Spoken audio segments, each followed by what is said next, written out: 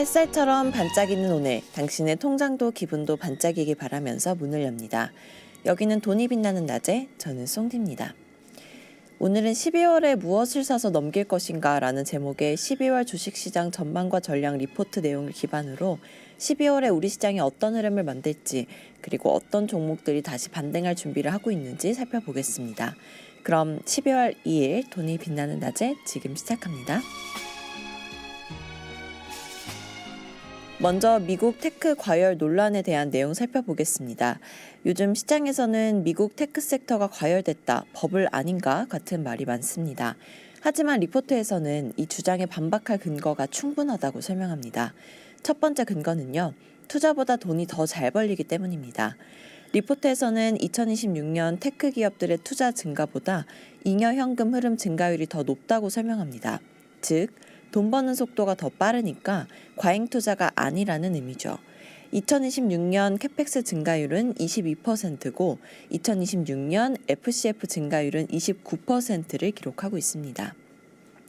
두 번째 근거는요, 돈이 부족하지 않다는 겁니다. 메타를 제외하면 미국 테크 M7 기업들은 보유 현금과 2026년 FCF 안에서 투자 가능한 구조입니다. 즉, 빚내서 무리하게 투자하는 게 아니라는 뜻입니다. 세 번째 근거는요, 수익성이 역사적으로 최고라는 겁니다. S&P 500 테크 ROIC가 26%, ROE가 33%까지 상승하면서 90년대 말보다 훨씬 높은 수익성을 기록했습니다. 12월 시장을 흔든 원달러 환율, 진정된 가능성이 커 보입니다. 11월 중 원달러 환율이 1,476원까지 급등하면서 한국 주식시장을 크게 흔들었습니다. 그런데 리포트에서는 환율 급등 원인은 한국의 구조적 위험 때문이 아니라 통화량 증가 속도 차이 때문이라고 말합니다.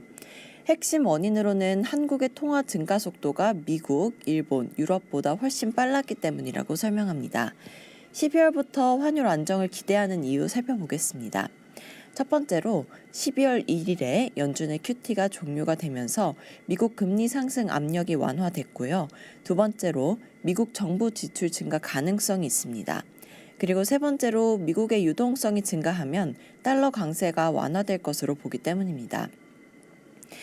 코스피는 9% 조정이 됐지만 강세장에서는 정상 수준일 것으로 봅니다. 11월에 코스피는 약 9% 빠졌습니다. 많이 빠진 것 같지만요, 리포트에서는 이렇게 설명합니다. 강세장에서는 8에서 10% 조정이 평균이다. 1990년대, 2000년대, 2021년 등 여러 강세장을 비교해도 단기 조정폭은 항상 이 정도였다고 명시합니다. 주도주 하락은 코스피의 1.5에서 2배가 정상 범위에 있다는 거죠. 예를 들어서 기계, 조선, 반도체 같은 올해 주도 업종은 코스피가 9%일 때 15에서 19%까지 빠졌습니다.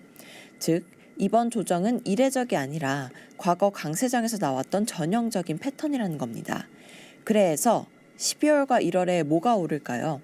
이익 증가율이 높은 기업을 주목해 봐야겠습니다.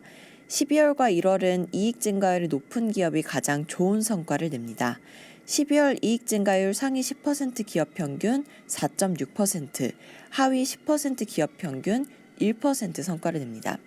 그리고 1월 상위 10% 기업은 5.7%, 하위 10% 기업은 마이너스 1.3% 성과를 낼 것으로 보입니다. 즉 12월과 1월은 실적이 좋아지는 기업이 가장 강한 달입니다. 이익 증가율과 영업이익률 상승, 그리고 PER이 하락하는 종목이 관심 종목 조건이 되겠습니다. 국내에서 이익 증가율 전망이 높은데 PER은 오히려 떨어지고 외국인 지분율이 줄어든 기업에 주목하라고 조언하고 싶습니다. 예시로 제시된 기업들로는요, 삼성전자와 SK하이닉스, 두산에너빌리티, 한미반도체, 포스코홀딩스, 현대건설, 한국항공우주, 원익IPS, 대덕전자 등 실적과 모멘텀, 밸류에이션 3박자가 맞는 기업들을 주목해 보시는 게 좋을 것 같습니다. 돈이 빛나는 낮에 오늘도 함께 해주셔서 감사하고요. 더 자세한 내용은 하나증권 리서치센터 홈페이지 확인해 주세요. 우린 내일 다시 만나요. 안녕.